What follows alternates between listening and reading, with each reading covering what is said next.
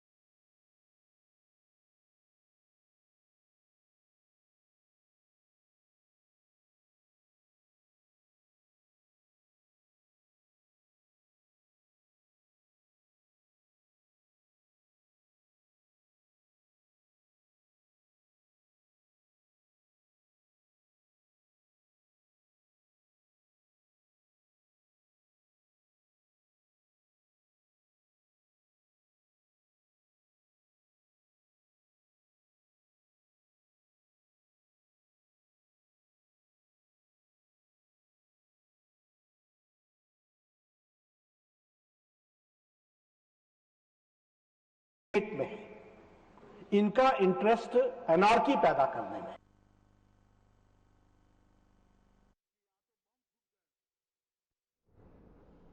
संसद के बजट सत्र का दूसरा चरण हंगामेदार है। दरअसल पहले दिन ही पश्चिम एशिया संकट को लेकर कांग्रेस और अन्य विपक्षी दल केंद्र सरकार पर हमला बोल रहे हैं। राज्यसभा में कांग्रेस अध्यक्ष मल्लिकार्जुन खड़गे ने दावा कर दिया है कि पश्चिम एशिया में कुछ भी भारतीय मारे गए हैं और इसके साथ ही उन्होंने ये भी कह दिया कि कुछ लोगों को यहाँ पर लापता भी खबर सामने आई थी और खड़गे के इस बयान के बाद से राज्यसभा में जोरदार हंगामे देखने को मिला।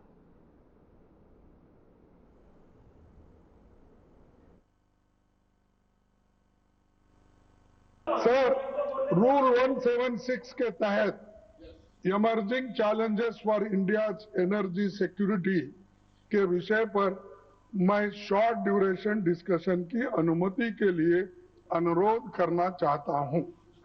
पश्चिमी एशिया में तेजी से बदल रही जियो पॉलिटिकल सिचुएशन अब वहीं तक सीमित नहीं है, इसका असर भारत की एनर्जी सिक्योरिटी पर पड़ रहा है। भारत की छवि और साख पर भी इसका असर पड़ रहा है। भारत अपनी क्रूड ऑयल की लगभग 55% जरूरतें पश्चिमी एशिया से होने वाले इंपोर्ट से पूरी करता है। कॉन्फ्लिक्ट बढ़ने का सीधा असर हमारे देश में इकोनॉमिक स्टेबिलिटी पर भी पड़ेगा।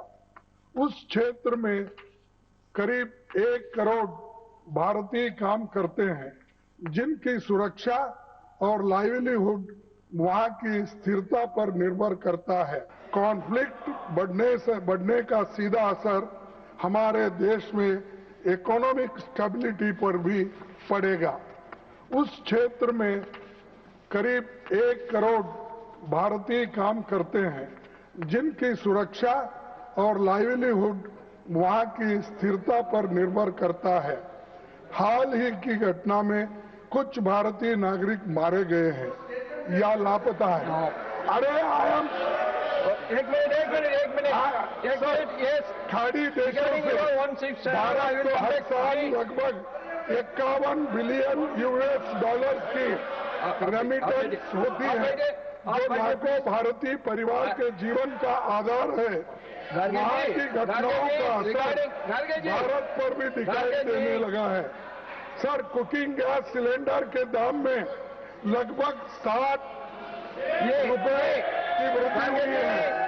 कमर्शियल गैस सिलेंडर 115 की वृद्धि हुई है। इसका बोझ गरीब परिवारों पर पड़ा है। इसीलिए मैं आपसे निवेदन करता हूँ। I am coming back to you. Honorable. I am telling you, I am coming back to you. Sir, definitely I am coming back to you. Please take your seat. Honorable. मेरे पूछ रहे थे, ताजुब लगा। मैं जस्टिफाई कर रहा हूं 176 की क्या जरूरत है, और ये जरूरत इसलिए है, वो पॉइंट्स मैं आपके सामने रख रहा हूं।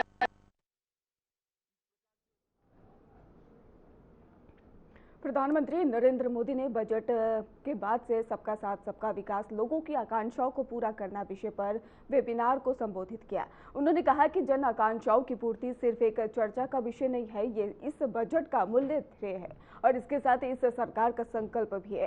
पीएम मोदी ने कार्यक्रम को वीडियो कॉन्फ्रेंसिंग को संबोधित करते हुए कहा कि इन जन आकांक्षाओं पर पूर्ति का बहुत बड़ा ही माध्यम और शिक्षा, कौशल और स्वास्थ्य, पर्यटन, खेल और संस्कृति जैसे मूलभूत सेक्टर। वर्तमान में दुनिया के कई देशों में केयर गिवर्स की भारी मांग है। इसलिए अब हेल्थ सेक्टर में लाखों युवाओं के लिए नई स्किल आधारित रोजगार के नए अवसर तैयार हो रहे हैं। मैं इस वेबिनार में उपस्थित हेल्थ सेक्टर के एक्सपर्ट से आग्रह करूंगा वो नए ट्रेनिंग मॉडल्स और पार्टनरशिप विकसित करने पर सुझाव दें, ताकि देश में ट्रेनिंग इकोसिस्टम और ज्यादा मजबूत हो सके। साथियों, इसी से जुड़ा दूसरा विषय टेलीमेडिसिन का है। आज बड़ी संख्या में दूर दराज के क्षेत्र के लोग भी इसका लाभ उठा रहे हैं और विश्वास बढ़ता चला जा रहा है। लेकिन मैं समझता हूं इसमें अब भी जागरूकता और सहजता। साथियों, भारत आज प्रिवेंटिव और होलिस्टिक हेल्थ के लिए एक विशाल विजन पर काम कर रहा है। पिछले कुछ वर्षों में देश का हेल्थ इंफ्रास्ट्रक्चर मजबूत हुआ है। सैकड़ों जिलों में नए नए मेडिकल कॉलेज खुल गए हैं। आयुष्मान भारत योजना, आरोग्य मंदिरों के माध्यम से स्वास्थ्य सेवाओं की पहुंच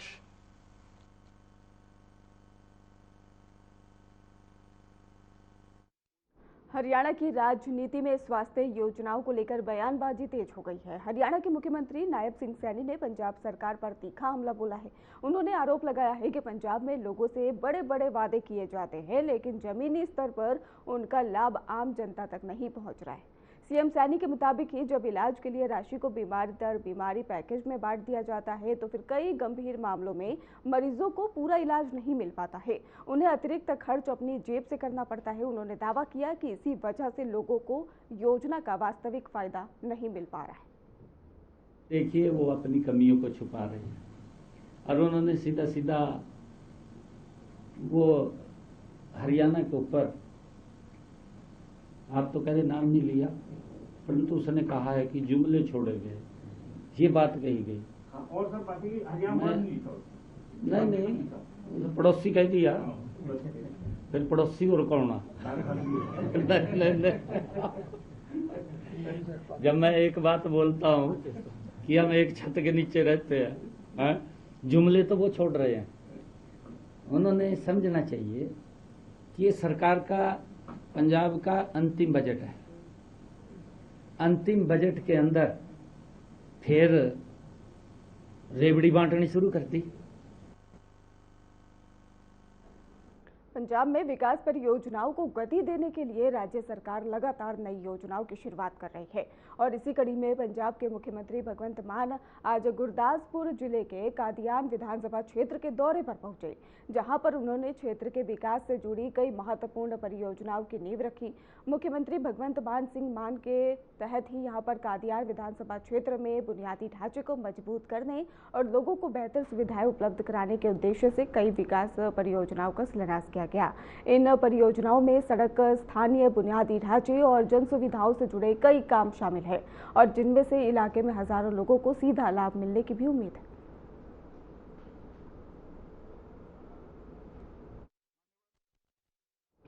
मध्य प्रदेश के महाकौशल क्षेत्र में संगठन को मजबूत बनाने की दिशा में बीजेपी ने सक्रिय कदम उठाए हैं। मुख्यमंत्री मोहन यादव ने कहा कि जबलपुर, रीवा और शहडोल के 4 डिवीजनों में उन्होंने अध्यक्ष हेमंत खंडेवाल और अपने सहयोगियों के साथ परीक्षण अभियान जारी रखा है। मुख्यमंत्री ने इस परीक्षण को संगठन की मजबूती के लिए महत्वपूर्ण बताते हुए कहा कि इसी ताकत के बल पर भारतीय जनता पार्टी विश्व की सबसे बड़ी राजनीतिक पार्टी बनी है। जबलपुर में हमारे महाकौशल प्रांत के जबलपुर और रीवा, शहडोल संभाग के 4 संभाग का ये प्रशिक्षण वर्ग हमारे माननीय यशस्वी अध्यक्ष माननीय हेमंत खंडेलवाल जी, मैं स्वयं और साथ हमारे प्रभारी, राष्ट्रीय सह संगठन मंत्री, क्षेत्रीय संगठन मंत्री, सबके साथ हमने ये जो प्रशिक्षण का क्रम जारी रखा है। इसी संगठन की बलबूते पर विश्व की सबसे बड़ी पार्टी भारतीय जनता पार्टी बनी और जिस स्थान जबलपुर का ये मां नर्मदा का किनारा वाकई अद्भुत है, यहाँ के कार्यकर्ता भी अद्भुत है। इसीलिए हमारी सरकार जनहितैषी कल्याणकारी कार्यक्रमों में अपने संगठन की ताकत लगाती है और संगठन की मजबूती के लिए, कार्यकर्ताओं का आधार बनाने के लिए, सक्रियता करने के लिए प्रशिक्षण वर्ग की आवश्यकता होती है। मुझे इस बात की प्रसन्नता, हमारे अध्यक्ष जी जब से बने हैं लगातार इन सारे कामों को गति देते जा रहे हैं और सरकार के लेवल पर जहां आवश्यक है, एक कार्यकर्ता हम सरकार के मुखिया भले ही है, लेकिन ये कार्यकर्ता भाव होने कारण से हमारे सांसद, विधायक, मंत्री मूलतः दोनों दायित्व का बराबर निर्वहन।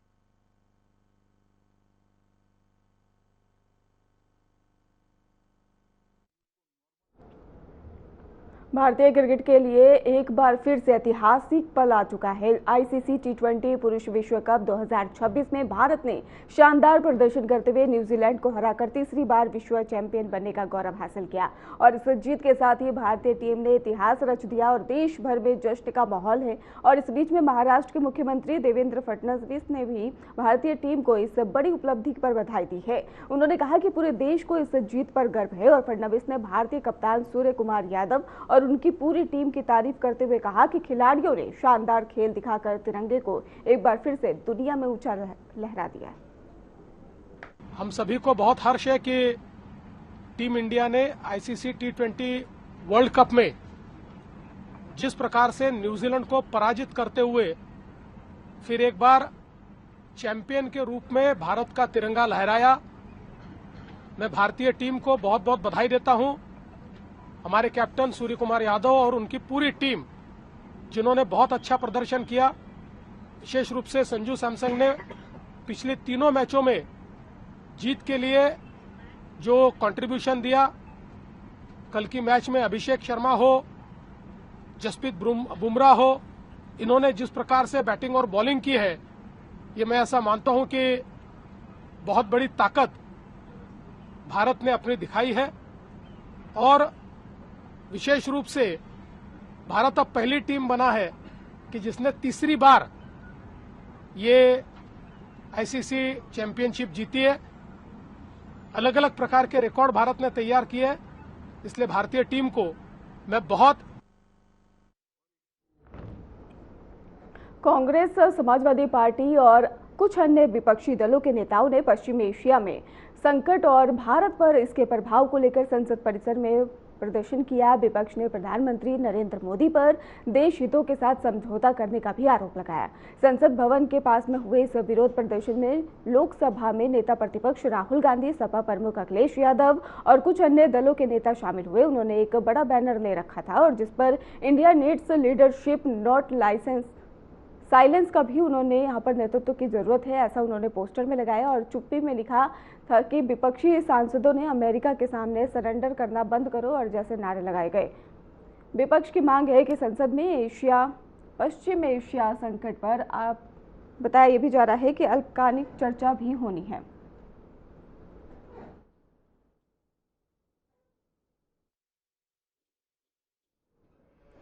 बिहार सरकार अपने कामकाज और उपलब्धियों को जनता के सामने रखने की दिशा में लगातार सक्रिय नजर आ रही है और इसी कड़ी में बिहार के उप मुख्यमंत्री विजय कुमार सिन्हा ने राजस्व विभाग के कामकाज और सरकार की प्राथमिकताओं को लेकर बड़ा बयान दे दिया है। उप मुख्यमंत्री विजय कुमार सिन्हा ने कहा कि राज्य सरकार को विकसित बिहार के निर्माण और सुशासन के माध्यम से प्रदेश की जनता की समृद्धि सुनिश्चित करने की बड़ी जिम्मेदारी सौंपी गई है। उन्होंने कहा कि सरकार इस जिम्मेदारी को पूरी ईमानदारी और प्रतिबद्धता के साथ निभाने का भी निर्णय लेगी।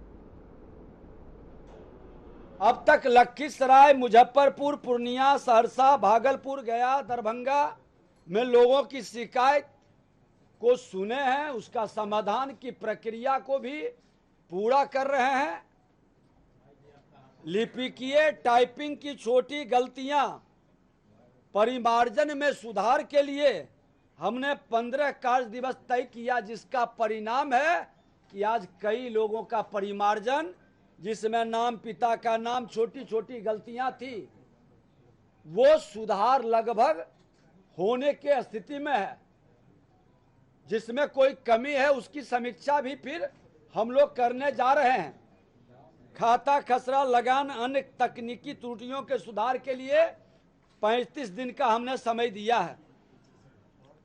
विशेष एवं जटिल मामलों के जांच के बाद सुधार के लिए 75 कार्य दिवस की सीमा हमने तय की है और आज 90 दिन से ऊपर 100 दिन की उपलब्धि पर, क्योंकि 12 तारीख से हमने शुरू किया है, तो जो कार्यक्रम शुरू हुआ उसका 100 दिन अभी 12 जनवरी से पूरा नहीं हुआ। उसके बावजूद भी और विवादित भूमि की मापी 7 दिन में हमने समाधान का आदेश दिया। विवादित भूमि की मापी 11 दिन में, 14 दिन के भीतर मापी प्रतिवेदन पोर्टल पर अपलोड करना अनिवार्य किया। मुख्यमंत्री द्वारा इसकी सराहना करते हुए मामलों के निष्पादन के लिए विशेष अभियान चलाने का उन्होंने निर्देशित किया। सुशासन से बिहारियों के समृद्धि के लिए विकसित बिहार बनाने के संकल्प साकार करने के लिए जो जिम्मेवारी हम लोगों को दी गई, राजस्व भूमि सुधार विभाग, माइंस डिपार्टमेंट और नगर विकास विभाग बाद में आया, तो आज राजस्व भूमि सुधार विभाग के 100 दिन की क्या उपलब्धि रही है, मैं आपके सामने आपके माध्यम से बिहार की उस मालिकों के सामने रखना चाहता हूं। सभी विभाग के लोगों के सहयोग से हमारे प्रधान सचिव की पूरी सक्रियता, विभाग के सारे पदाधिकारी की सक्रियता, एक टीम भाव से हम सब लोग मिल करके जिसको लोग असंभव कहता था उसको संभव करने का प्रयास किया। उसका परिणाम भी सामने आ रहा है। कुछ लोग को वर्गलाने के खेल से बाहर निकलना होगा, क्योंकि जब पूरा विभाग मिलकर काम किया है तो जो उपलब्धि है, एक बार पहले हम वो आपके सामने रख दें। विभाग का कार्यभार संभालने के 100 दिन, लगभग ये 100 दिन में विधानसभा का सत्र भी था। फिलहाल खास बुलेटिन में बस इतना ही। आप देखते रहिए RN TV नेशनल।